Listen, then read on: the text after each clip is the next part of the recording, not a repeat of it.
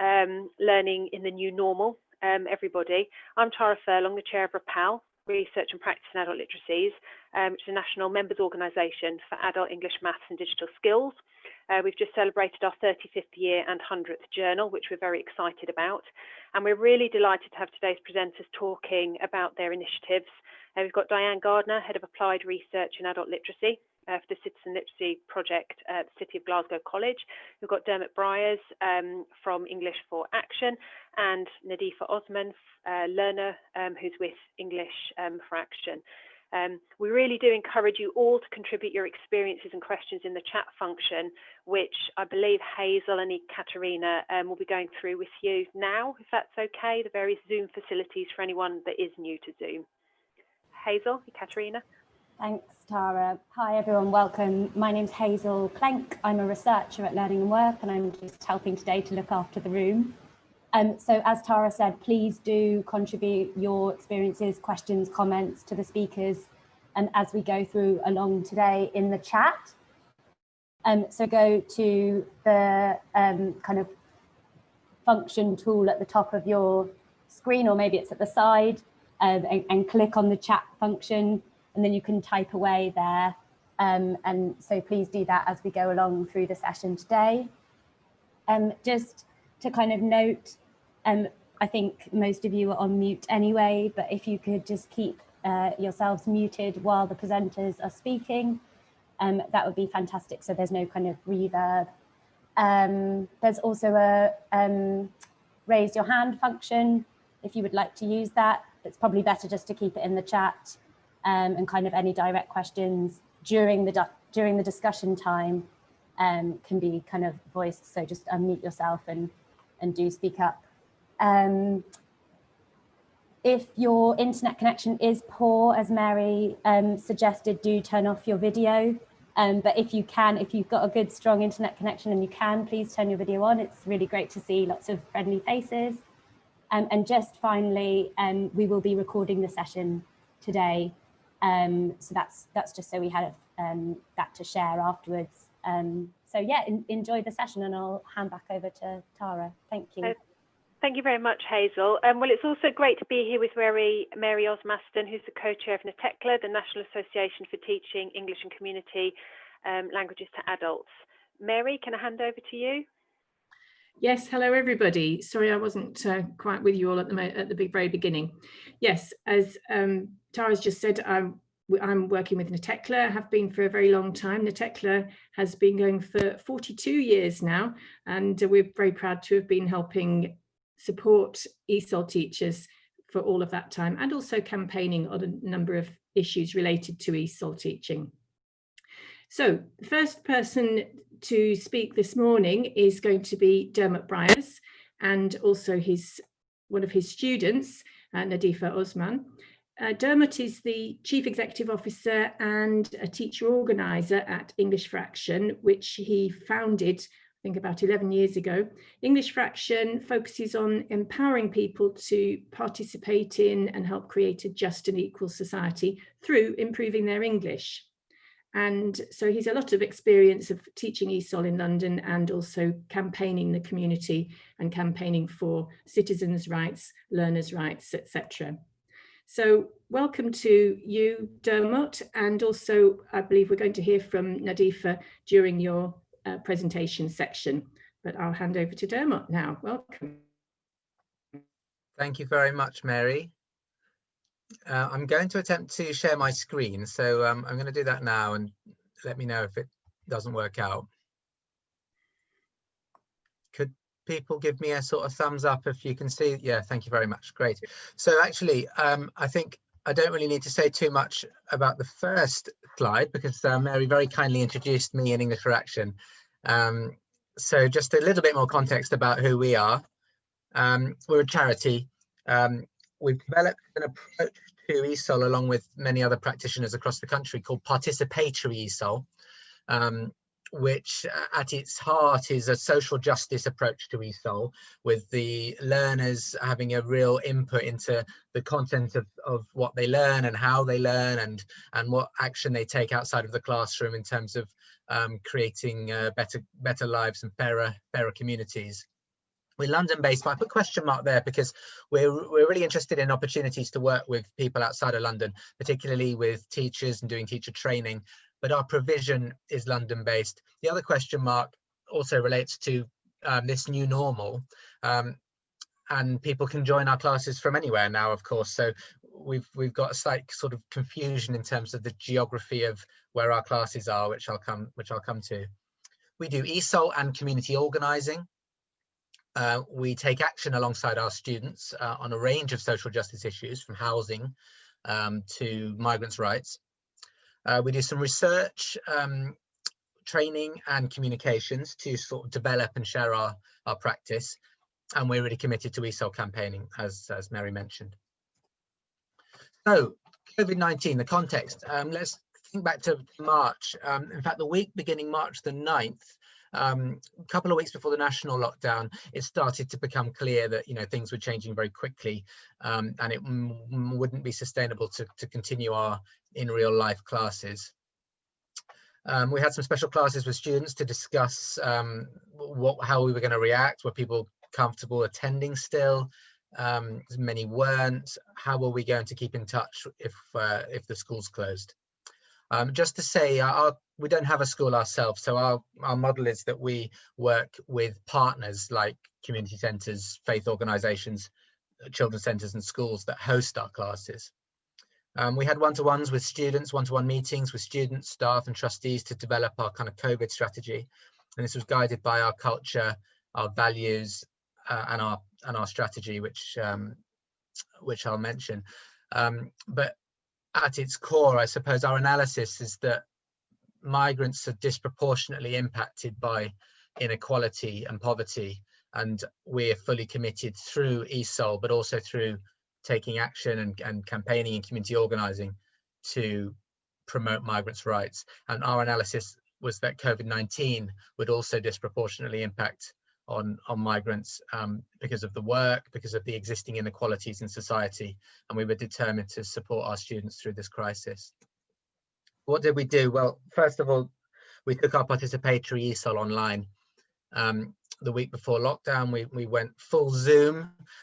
We were practicing in our staff team. We did our first online classes that week. I think Nadifa was at our first class, so my first Zoom class, which would have been Friday the 20th of March. We practiced using our participatory tools, using the breakout rooms and Google Jamboard, which was really helpful. We focused on our active listening, which is the process. It's a kind of community organising and participatory ESOL method around really finding out what students want from their classes. Did they want more escapism and sort of community and a bit of fun, or did they want to really focus on the issues and the worries that they had because of the crisis?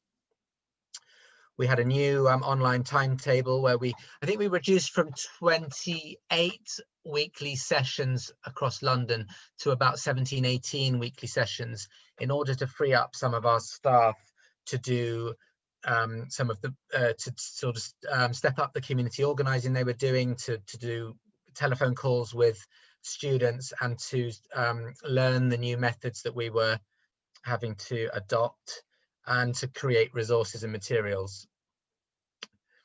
We spent a lot of time developing resources that we've shared with the ESOL community. One of them is the ESOL podcast, which hopefully, if you haven't come across it, if you could search on Facebook for the ESOL podcast, then please like it and use it, because we're doing this every 2 weeks. It's a learner podcast where teachers talk to their students about the issues of the day. And we've recently shared some anti-racism materials on the ESOL research list, but drop me a line and I'll give you contact details later if you'd like me to share them with you. In terms of community organising, we focused on wellbeing phone calls, messages to students, because obviously not everybody could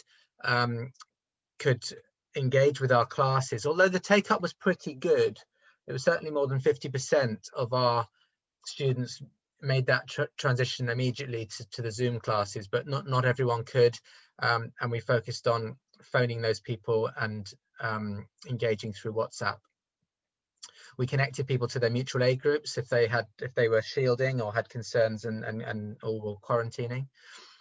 and we connected with our allies to coordinate the support and the action that we were taking on such a fast-moving picture in terms of action for social change. We spent a lot of time keeping abreast of those issues and those campaigns. So in terms of action, which is at the core of what we do, we took action to support students with their employers.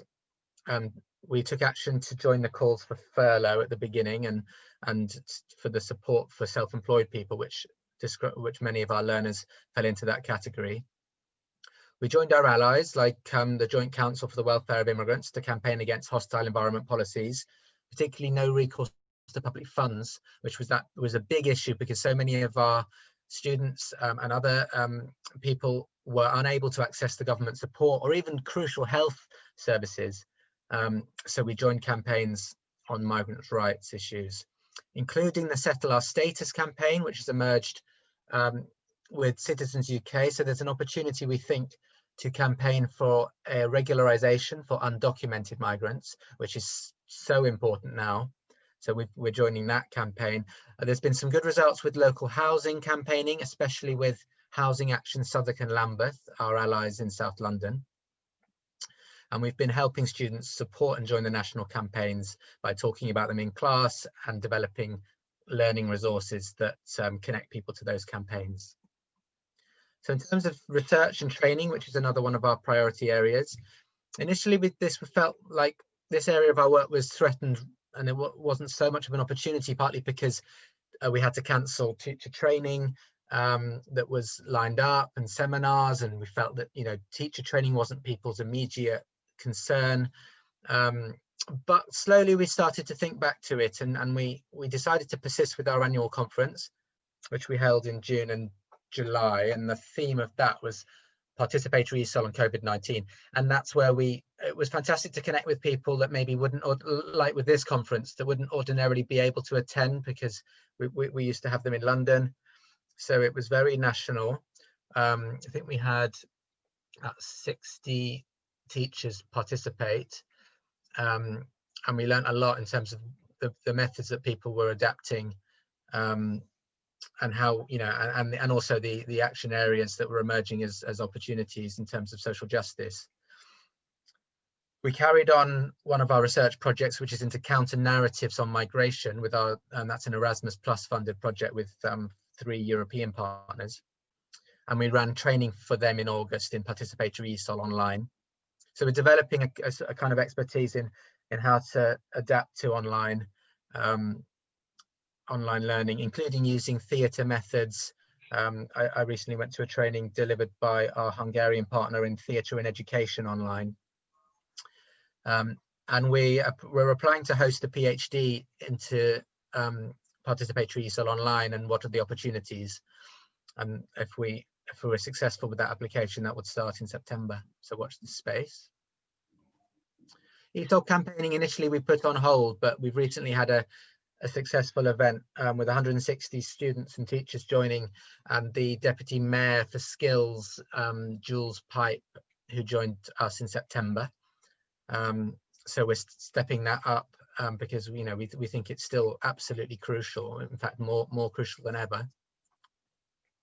But there's been some difficulties. As I said, not everyone has been able to make the transition, and supporting those who haven't to Zoom, I mean, has been tricky.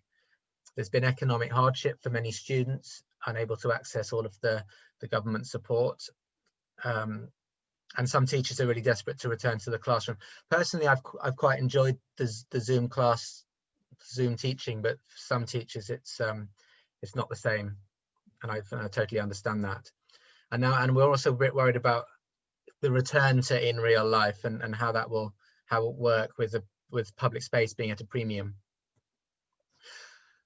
But there have been many positives. Big demand for our classes. Our numbers are up. So there's a new opportunity for some people to engage in learning. The classes have been fun for me and for many students and for my colleagues. Our fundraising has gone well, thanks to our existing funders who have really stepped up.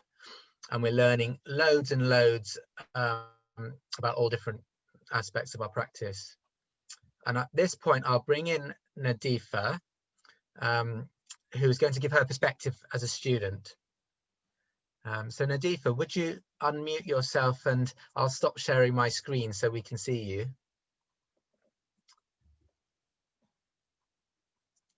You need to unmute your mic, and then I'll mute myself. Hello, hello everyone. My name is Nadifa. I'm ESOL student Patisi. I'm studying with English for Action with Dermon, Robin, and Ben and Sharon. I'm come from Italy 10 years ago. I got I have two children. Sorry, my English. I'm a little bit emotional. I speak English, Somali, a little bit English, Italian, and Somali. I joined with Dermon class, Sacred Heart Primary School back March.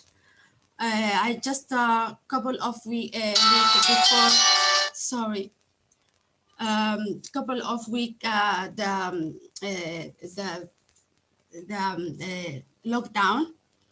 I always thought my teacher, I'm so happy to discover the class before I lockdown. I found out that the school that my teacher, my daughter, sorry, I'm a little bit emotional, the English.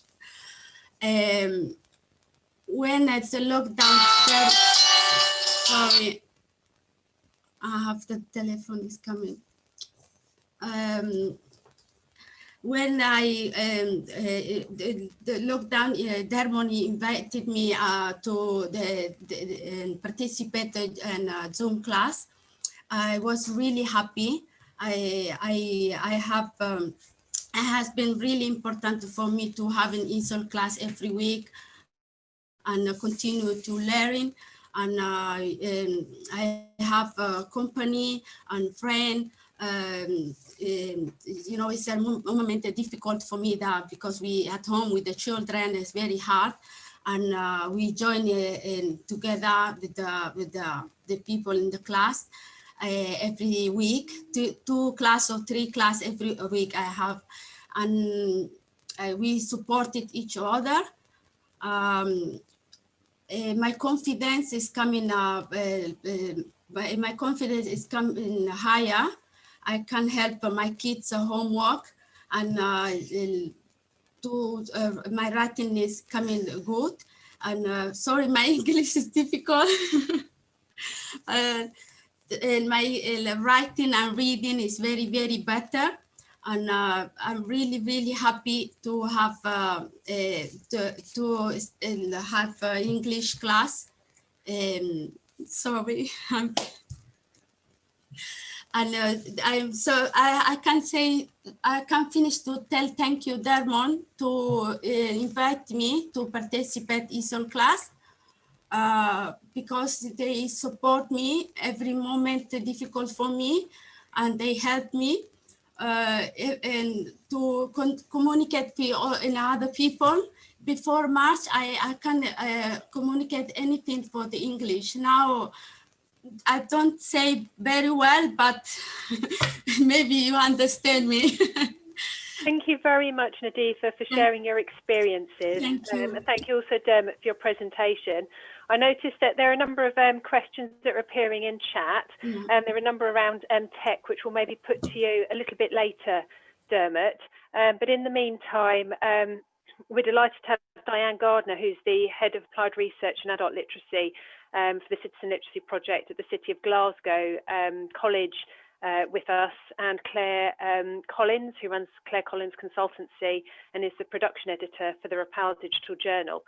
Before they talk to us about the app that the City of Glasgow College are developing, I'd like to just mention very briefly that the college provides approximately a third of its learning on site and 2/3 out in the community, which is incredible.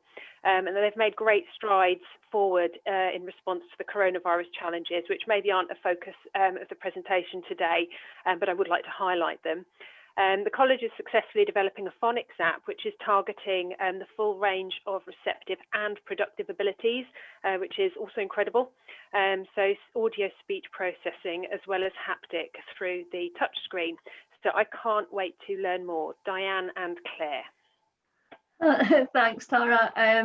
It's nice to see everyone. I'm going to hopefully share my screen with you, and we'll go through it and you'll find out a wee bit about what we're doing. Where are we? Here we are. Right, can everyone see the slides okay? Brilliant, okay. Right, so I'm just going to move that over there. Right, okay. So as you can see, I'm Diane, I'm from City of Glasgow College, and I'll be ably assisted by Claire Collins. I'm sure a lot of you know Claire.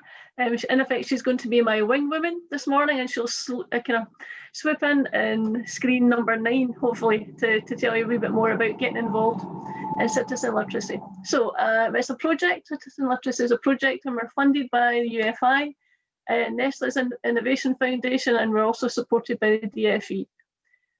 So we're in the process of creating a free phonics-based smartphone app, classroom packs and tutor training resources to support adult literacy development for existing speakers of English. So that could be adult literacy learners, and also it can be ESOL learners who can speak English quite well. In this presentation, so I'm going to give you a wee bit of a progress report on our work and invite you to visit our website and perhaps participate in the development work by viewing our test version of the app and resources that we released last month. I'm wondering if it's possible to kind of a show of hands. I can't, because I'm presenting, I actually can't see, but I wonder if we can find out if the number of people who are here, who's actually looked at our app, because we have been kind of highlighting it a lot. So Tara, is there any way we can find out who's actually... Well, I think at the bottom of the screen, I mean, there's a chat function, but at the bottom of the screen, there's something called reactions. So if everybody's happy to click on reactions and maybe do a clap or a thumbs up if they're able to, and it will kind of cascade all over the screen. Right. But it might be a bit much for people, Diane. We might need... No, that's okay. It was just a question. That's okay. Okay. Anyway, so that's fine. If you looked at it, then that's great. And if not, don't worry, we're going to tell you about it just now. So just as Tara was saying, if you're unfamiliar with the app, it features handwriting and voice recognition, and it has AI enhancements. So I'm saying AI enhancements. I'm not too sure how on earth that works, but it does. It's so clever. It's amazing. And there's some interactive multimedia gameplay. So for people who are used to kind of I don't know, playing video games, there's gamification, all sorts of interesting things that happen in the app in order to make learning fun and to make it interesting and to try to get our students to come back and revisit the site and revisit their learning when they're at home.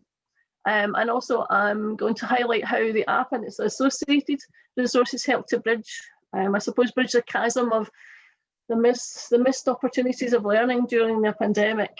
Okay, right, so let's see now, next slide. Now I'm going to play you a wee bit of music, okay, because it's just the way I present.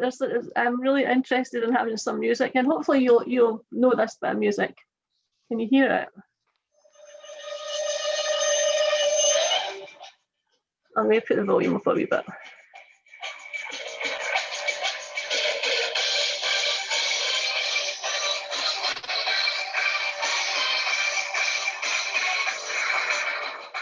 So I don't know if you know that, but that's the theme tune to Mission Impossible. A lot of people think it's in effect it is a mission impossible in order to teach people how to read and write. And I've actually written here that reading and writing for everyone, as you see, is our tagline. Is a big ask, and it is indeed a big ask, but we don't really see it as an impossible mission. As it says here on the slide, our small and specialised team have emerged to let you into the secrets of CL, citizen literacy. I'm saying that today because it's a very kind of important day for the team members in citizen literacy. I'm presenting today. Claire, who's part of our team, is presenting as well, and then she's going on to present this afternoon. And John Casey, who's our leading technologist. I suppose you would say he's our Ethan Hunt of citizen literacy. And for those people who don't know, Ethan Hunt is like the Tom Cruise person in Mission Impossible. Anyway, so this is a really important day, and this is if we're emerging to let you know about our secrets. Anyway, just a bit of fun. Anyway, so we're trying to link in what we're doing with the themes of today's conference, and there's new ways of engaging learning. So our citizen literacy app is definitely a new way of engaging with our learners. and the app and the classroom resources, which I'm teaching this course already with my students, and it's certainly, we have been able to bridge that chasm already by recognising the problems that students have and being able to link them in. I have a citizen literacy class on a Tuesday afternoon, and I have 4 learners at that one, and then I have another 2 because 2 of my students are working, so that we have been able to I don't know, as I say, kind of bridge that chasm and see how it works, and it has been working with our students already. So we've our team, I was speaking about our team there, but we view access to literacy education for adults as a matter of social justice. It's about making learning appropriate for our learners and making sure that everything that we're presenting and offering to our students has a relevance to their life. And I'll tell you a wee bit more about the team. One of our final slides details who we all are, but it's just me telling you about the app and how it links in, hopefully, into the conference remit. And then Claire, who is here, she, as I say, she'll be able to let you know how you and your learners can get involved. Okay, right, so I'm going on, and hopefully we'll be able to show you some of the app. Now, so this is it here. This is one of the first slides that you'll see, and I'm going to, this is hopefully this will work. Diane, yes. Stop sharing your slides. Oh, stop sharing, yes, sorry. Reshare your browser. Right, okay. Oh, that's the wrong one, sorry. Right, sorry about this, everyone. Claire, can you do this? Is there any way you can? No. No, you've gone. Oh no. I'm right here and I'm ready. Oh, you're right there. Hang on a second, I'm coming. I couldn't hear you, sorry. No, not at all. Right. Just while I'm bringing it up, it's worth noting that this is an app that's not mediated through text on the screen. It's mediated through sound. And so it's important to note for your learners who are learning English, this will be most beneficial for those learners whose speaking and listening is perhaps a little bit more advanced than their reading and writing if you're an ESOL practitioner.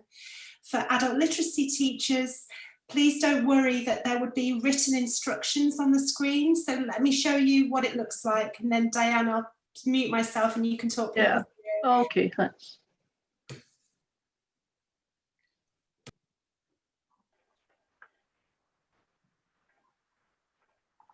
So hopefully you can see a flashing question mark at the bottom of your screen. And Diane, your facial expressions tell me that you can't see it. I can't see it. I'm sorry about this. Anyway, you can. Right, Claire, can you take the participants through it just now? Sorry about this, everyone. No problem at all. So at the bottom of the screen is a flashing icon. And I just want to say a couple of things about that. So can I stop sharing for 2 minutes just so I can talk to you properly? There is an understanding that there is a digital literacy being developed, perhaps before we even get onto essential digital skills, which is an understanding of icons, an understanding of what we call affordances. So when you go onto a phone, you know that there's something to click, and it's often because something's flashing or the little hand appears on your screen. And this app is building on that perhaps innate knowledge of digital. But each time a learner's going to do something, they will be able to access a video of Diane explaining to them what they're going to do, demonstrations of the task, and then very clear feedback from the system, which has artificial intelligence within it, telling them how well they're doing and what they need to work on. So come back with me into the slide. I'm not going to show you that flashing question mark because that's a video. I just want to show you a couple of the activities. So we'll go back in now. So if I was to click on lesson 1, then we start off right at the beginning, and I'm going to click now. You can see that there's a sound icon to say that this has sound and that you're going to be developing some of your receptive skills, reading graphemes in this case. Now, what will happen here is starting to get a familiarity with some of the single letter graphemes. Learners have a chance to hear them, and if they click on each one of these different, I'm going to say graphemes, not letters, because you know that some sounds are made with more than one letter. Huh? So we're just working on single letter graphemes here, but as time goes on, you build up that knowledge. So you'll start to hear it first of all to get some recognition. And as you move through the activities, you're being asked to do more and more things. If I just go back home one more time, back to the sessions, and let's look at one of the later sessions. This colouring in just shows that I've been playing with the app and my computer remembers where I am. Mm-hmm. So don't worry that that means different things. What we see here is an activity where learners are prompted to start writing the different sounds that they hear. And by clicking the question mark at the bottom, they'll watch a video taking them through the activity, and the computer will start to recognise, for example, if they hear the sound sh, that they can write that sound effectively. So I'm going to stop sharing now, because the best way for you to explore this will be to play with the app yourself. And Diane, would you like me to share slides, or are you ready to share again? No, that's okay. I'll continue to share. Hopefully that should be okay. But we're kind of running out of time here. Let's see now. So I'll just share. So everyone was able to experience some of the app, and also there's a student workbook and handbook that will be available, so that the app will be free to learners, and also that we're working out costings for the handbooks for everyone. I'm just going to kind of quickly go through the different parts of the slide. Let's see now. It's engaging learners. We're offering online provision, and again, you can see here it talks about digital and textual literacy. So we're building up the students' textual literacy as they go on, and working through the app, as well as the classroom-based activities. Claire, do you want to quickly say anything about the digital literacies? Yeah, so by starting to develop your understanding, for example, of ratings, going through your life and recognizing that there's a lot that you do in the world where you might have to make ratings about services. If you're starting up your own business, sites like checkertrade.com can make or break your work. So what we're trying to do is acknowledge the digital literacies that you're developing at the same time as the reading and writing. And we've done some very beginner research into the ways in which our adult literacy learners use their phones. And it's fascinating. And I think that's an area that we all need to start thinking about now. What is the correlation between being a beginner adult literacy learner and beginner digital literacies? And the answer is there's no direct correlation, although so much of what we do online is mediated by text. Mm-hmm. That's an area which we still really need to explore further. And it's great, and it's fantastic for me to see I have a big fancy title, as you can see, but I mean, my main focus is to teach adults how to read and write. And it's great in my class to see students interacting, first on Zoom, they'd never done before, but also with their smartphones. And I found that most of them have smartphones, but a lot of them didn't know how to learn using them. So it's been fantastic for them. So and now Claire's going to tell you a wee bit about getting involved, if possible. And we are running out of time, Claire, so so see how you get on.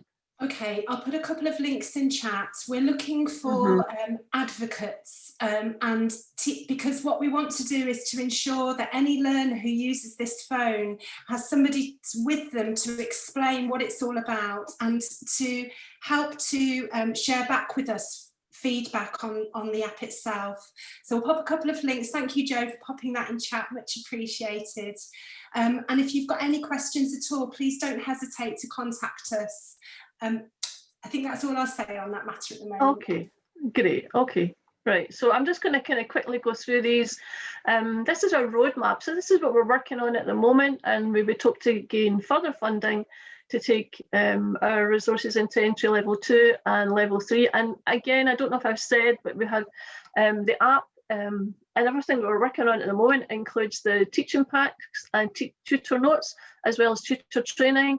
And there's also a classroom teacher app. So if you are teaching with a smart board or your kind of interactive board, you'll actually be able to have the app up on your board, and the students will be able to have that in their phones. So it's great. The innovation is fantastic, and it's as if it's been created for right now. It's fantastic. These are some of our influences. I'm sure you'll recognise Paulo Freire. There's his book, and there's lots of Norm Friesen. There's lots of different people who have inspired all of the team in order to create what we're doing. And you can read this at your leisure. Any questions? I think I'll kind of stop sharing now, and Tara will hopefully send the PowerPoint on to everyone. And at the end of it, it tells you a wee bit about who we all are and some links, and the kind of useful links about, again, there's people who inspired us, and really about the kind of learning design, if you're interested in that aspect of it. Okay, so that's me. Thank you. Okay, thank you so much, Diane. I think Mary and I are moving on to moderating questions now. There have been a few in chat, but we would encourage you to put more in if you've got any that are working through. Mary, did you pick up any for Dermot? Yes, thanks, Tara. I think the main question that came up from a few people for Dermot was about whether students had the digital skills, the IT skills, in order to be able to participate when you went online, as you were describing back in March. Yeah, there were definitely challenges with that. I mean, Zoom is quite friendly. So we had most of our students were organised into student WhatsApp groups. So we had maybe 20 of those groups with each teacher in. So the teacher would send a link to the Zoom meeting into the WhatsApp group, and most people were then able to click on the link and follow the instructions to be able to engage, at least on their phone. But there were challenges. So we made and shared Zoom instructions in different languages. We had one in, I think we had them in Spanish, Arabic, Bengali, Portuguese maybe, to help people use Zoom.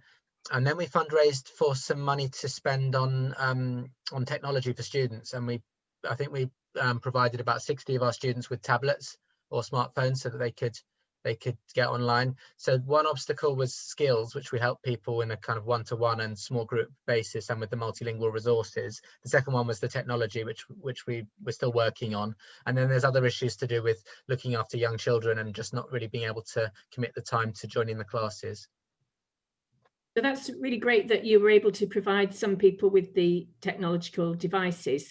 But one of the other issues that's come up is about data poverty. So it's fine to have a smartphone or a tablet. If you can't afford enough data to use Zoom, then was there anything that you were able to do about that? We've got money for that too. So one of the funders, there was an emergency COVID fund that was run by the GLA where foundations and trusts kind of pooled their money. It was called Wave 1 and then Wave 2. So some of that funding was for data as well. So we were able to reimburse students for top up for their data. And we've got a new grant now to help us over the next 6 months with data.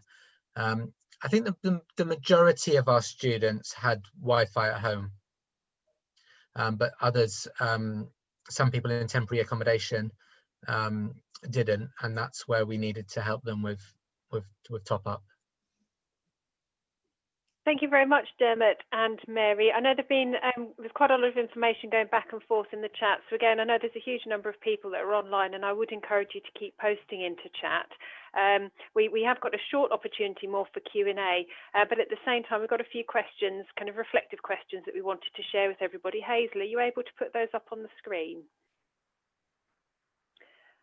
So as I said, just some reflection questions which you're welcome to either go through on your own or put information that you want to share into chat, because one of the most important parts of these events is getting other people's ideas and perspectives.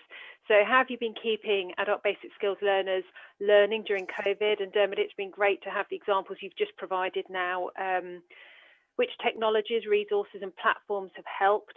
How have you addressed challenges such as digital poverty and inclusion? And how can policies support more people to access basic skills learning during COVID? While everybody's thinking about those, I have a little bit of a question for Diane regarding the new app, and we'll keep an eye on the chat function in the meantime. I understand that the app's still in a beta version, Diane. That's it, yeah. It's an incredible achievement to have got it that far. And it's incredible that we're using artificial intelligence to interpret the sounds that people are making and the marks that people are making, to be able to give feedback on how well they match to recognisable phonemes and recognisable graphemes. We're just wondering, I'm sure this is still in development in part, but how does the app give feedback to the learners on what they say, you know, the sounds they make and the mark making of letters on the screen? Well, there are two online tutors embedded into the app. One's called Jude and one's called Dal, and they will, as well as myself, kind of thing, they will direct the students about what they're doing, and they will also offer feedback. So if they get, if the handwriting is recognised as being what they're looking for, then it'll say, "Oh, well done." And sometimes there's bright lights, there's a bit of gamification, there's an applause, there's all sorts of different things, but students are offered feedback on every question that they're answered or everything that they have to either input verbally or by handwriting. And also there's a kind of, they have to just press if they're looking for different graphemes, and they have to, you know, press and kind of and move it up, kind of thing. So there's lots of different ways that the students can interact with the different activities. In lesson 1, as Claire was saying, this is just lesson 1. We hope to have lesson 1 to 5 finished by Christmas, and then all of at the moment we're working on 30 lessons, which would in effect be the whole course, and have them finished by Easter next year. And again have the associated student resources and tutor resources available as well. So yeah, no, it's amazing. And I think the voice recognition is amazing too, because it's not to do with accents, so it doesn't matter. It's, you know, because I believe that some artificial intelligence uses different sort of tools to recognize specific accents, but it's not about your accent, it's just about your voice. So doesn't matter where you come from, we'll hopefully be able to, oh, thank you, Joe. Thank you. Just saw Joe's comment there. It's just about being able to recognise the tones in your voice and being able to, I'll be honest, I'm talking about AI. The learning technologists really should be here to tell you. All I know that is that it works, and it's very clever, and it's so exciting, and it's great for it. It links in so much with like the best way to teach, and the best way to teach, and again that's based on some of our influences, is Bloom's, who was talking about Sigma 2 problem. You'll be aware of Bloom's taxonomy, but also he created a thing called Bloom's Sigma 2 problem, and he looked at the best way of teaching, and I'm sure you'll all know the best way of teaching is one-to-one, okay? And in effect, the app is like one-to-one because the students get feedback all the time. So it's as if they're, you know, they're talking to a tutor. They are talking to me, and they'll be talking to the two different tutors as well. So it ticks a lot of the boxes for adult learning. We've had to answer some questions about phonics. There's no sunshines or smiley faces or teddy bears or anything like that. It's we follow a social practice model. And we make it relevant to our learners, and we meet them exactly where they're at, and we try to make everything that we're doing relevant to their lives. So yeah, so the feedback is there to encourage them, and it's technology is meeting them where they're at. So it's fantastic. It works well, and we're seeing it every week, working with particular learners, and we're getting lots of feedback. Claire showed you the different ways that you can get in touch. So yeah. And thank you for drawing attention or emphasising the social practices approach, Diane, which is one that both Rappel and the TECLA are very much founded on.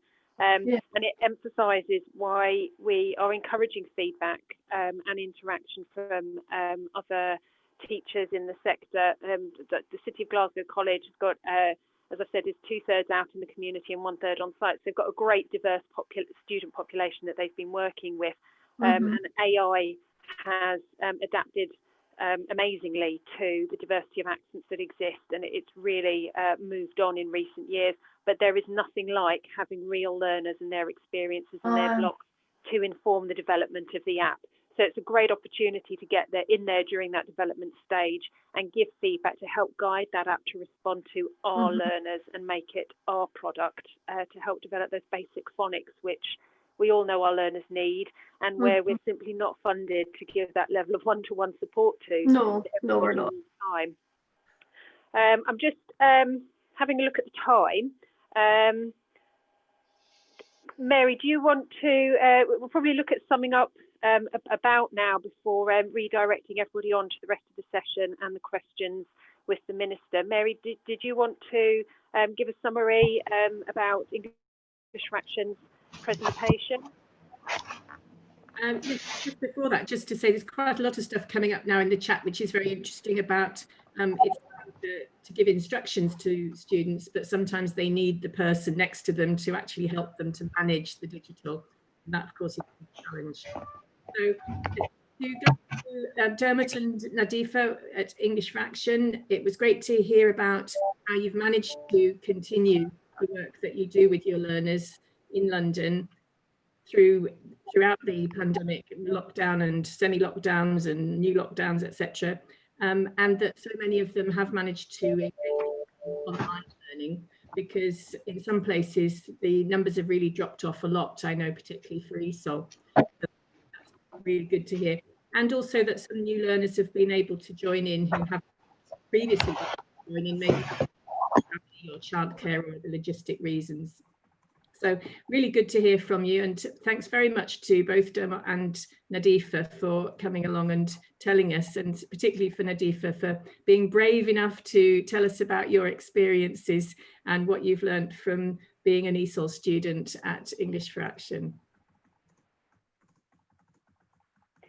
Thank you, Mary. I can see, as you said, that the chat's getting very busy now, just as we're starting to draw to a close.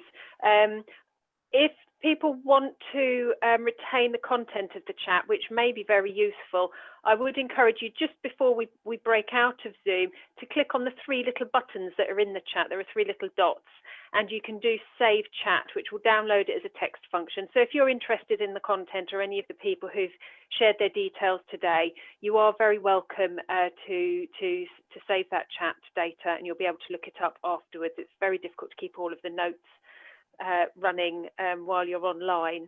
I'm just having a quick look down them now, and I can see that Kat Goodacre has emphasised the challenge of digital inclusion and digital poverty, and being able to get devices and connectivity to the learners that need it, which has come up a number of times during this talk. And is one that we want to take forward. I do understand that there's often been background funding from one little corner or another little corner, but it's not particularly centralised, and it is a really big challenge. So I could only really say to people, do keep talking to your managers and to third sector organisations and to the people around you about that being a challenge. Keep drumming at it to make sure that funding streams do end up being directed to your learners.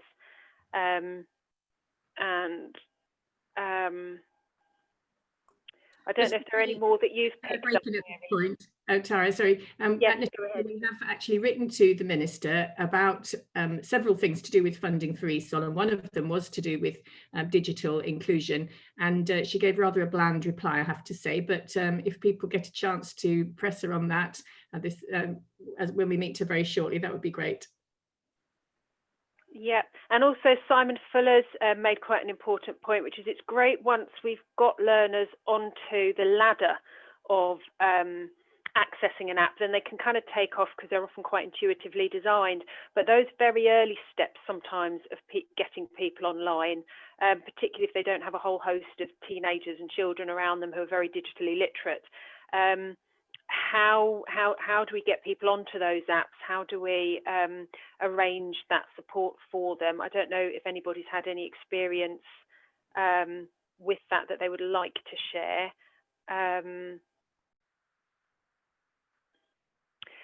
I know Diane. I just say, Yeah. I mean, I have that problem with quite a number of my students. And Simon, I had put a message in, but I sent it to Hazel privately. Sorry, this is a response to Simon he's trying to work with a student so the student will have his app here, but because of COVID restrictions, it's very difficult. But it's one of my colleagues who works with liberated prisoners, and he's doing the same. So what he did was he met the student in the college, but was like 2 meters away, and he had the app open in his phone, and the student had the app open in his phone, and they were able to go through it together that way. And also, again, as I said earlier, it's a web app, so you can actually open it up if you have access to classrooms and you've access to a smart board. I mean, I know a lot of people say no, we don't have that, but if you do, then it works that way as well. You can have the app on the screen, and the students can have the app on their phone. Also, for my own students, I've in effect created new relationships with either their sister or their daughter, or in order to help them help their mum or their sister. And also, I've also been on the phone. I teach to two students actually on the phone kind of thing, to tell it how to direct them to the app and how to actually get through it.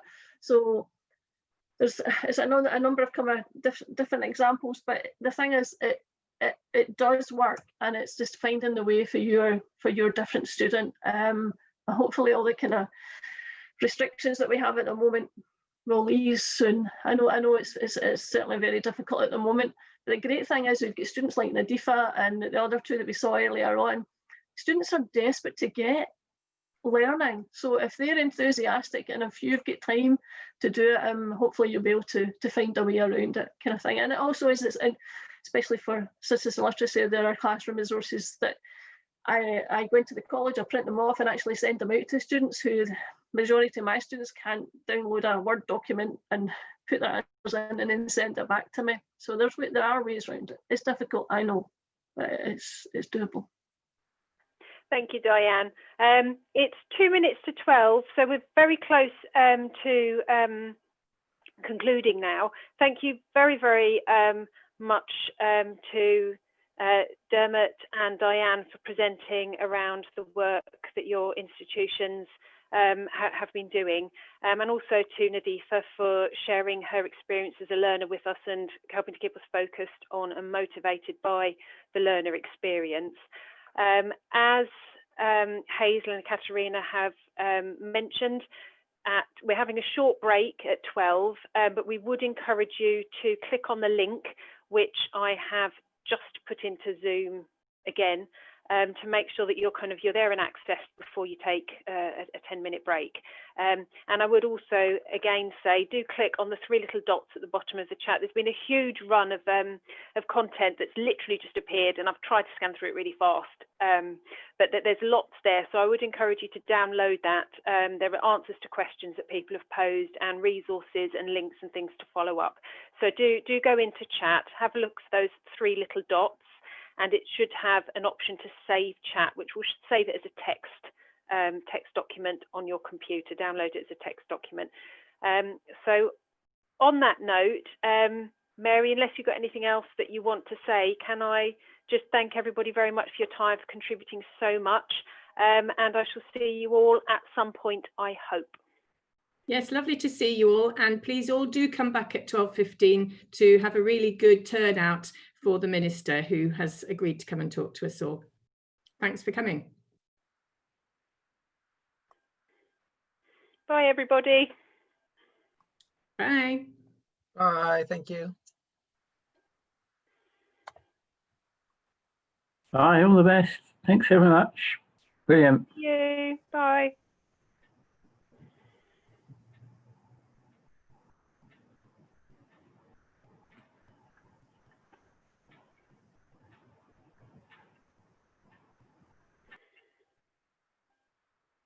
Everybody's disappearing much faster than they arrived. I think that's a good sign. Everyone's getting a quick 10-minute break before they head back to hear what the Minister's got to say, and hopefully some of the responses to the questions that are being put forward.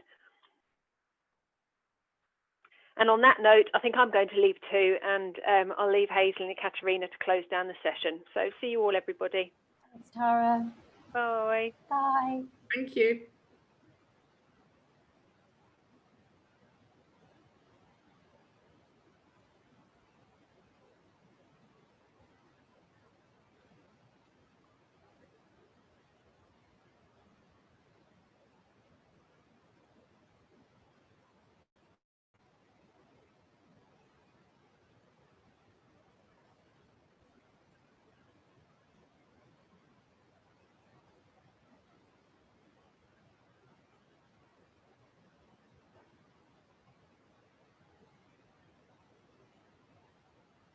Okay, there's only a couple of people remaining, so I'm just going to end the session now. Thanks everyone for coming along. See you at 12:15. Bye.